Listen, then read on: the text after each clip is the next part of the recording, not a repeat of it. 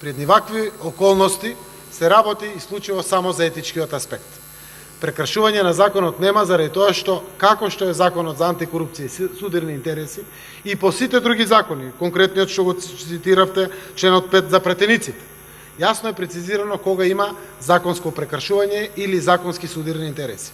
Но законот секогаш за волја на вистината не ги определува сите очекувања на граѓаните и затоа постои етичкиот однос, кој што во ваквиот случај е потврден. Мора да потврдам еве со моја лична компанија која што не аплицирала и нема да аплицира. Компанијата Мамас, тоа е компанија на моето семејство, семејство од прв наследен ред, значи не е на брат, на братучеди, на двајца мои братучеди. Сепак таму во законот вика и до трет наследен ред.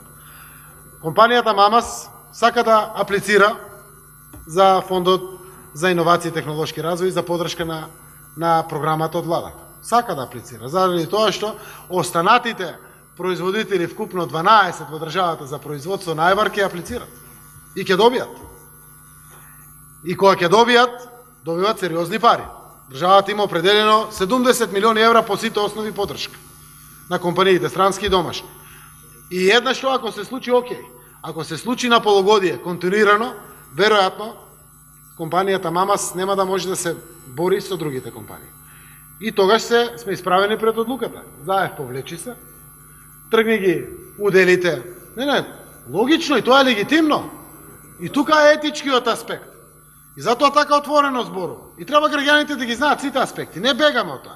Ако отворено зборуваме, тогаш ќе го отстраниме аномалиите на системот или ќе ги исполниме очекувањата на граѓаните. Затоа вака зборувам со лични примери. Не аплицирали, нема да аплицира. А им треба.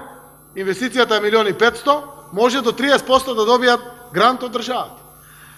По критериумите на фондот јасно беше утврдено. Право имат сите микро, мали и средни предпријатија да аплицират за поддршка ако се работи за дополнителна вредност која што ќе ја донесе на компанијата, со тоа е дополнителен GDP на државата. Односно нов погон, дополнителен погон во рамките на погонот и еден мал дел имаше за иновативни дејности. Аплицираат 236 компании. Од нив 79 добија. Не добија компании кои што иако аплицирале за друг погон, за нов производствен погон, за паралелен погон или слично, ако добиле по друг основ поддршка од државата. Во областа на земјоделието добиле субвенции. Добиле од Агенцијата за вработување поддршка заради работилници, тренинг на луѓе, вработување на млади луѓе. Тие се јавно достапните критериуми. При ваквото аплицирање, комерцијалните луѓе во споменатата фирма, каде што подпредседателот на владата Ангјушев има удели. Комерцијалистите седнале, ја гледат по закон можноста. Може да аплицират и тие апсолутно знаат кога отворено за сите компании, отворено и за нив. Законот ја дава таа можност. На крајот не е нивно, како административни органи во секоја компанија, каде што не се газди, да се ја водат својата работа и да исполнуват. Собственичката структура е на крајот таа што одлучува во делот на етичкиот дел. Во делот на законскиот сите се должни. Во ваквиот етички дел имавме навремена и правовремена реакција на еден од содружниците. Јавно, во недела ден информираше јавноста, веднаш после него пратеникот следеше со реакциите, каде што велат да етичкиот дел е спорен и сомнителен. И од тој аспект јас апелирам до содружниците, од типа во конкретниот случај е малцински партнер, да повлечат самата апликација.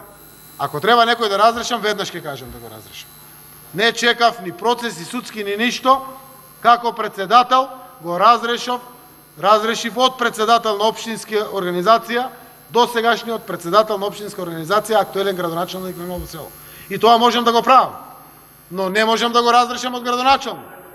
Може да има правосилна пресуда и по закон престанува функцијата. Честно зборувам. Тоа е мој добар пријател. Јас тоа го знаат сите.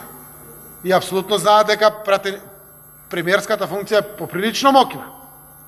Но сите знаат, ако на вакви случаи ние попуштиме, ништо ќе од борбата против криминалот и корупцијата во државата.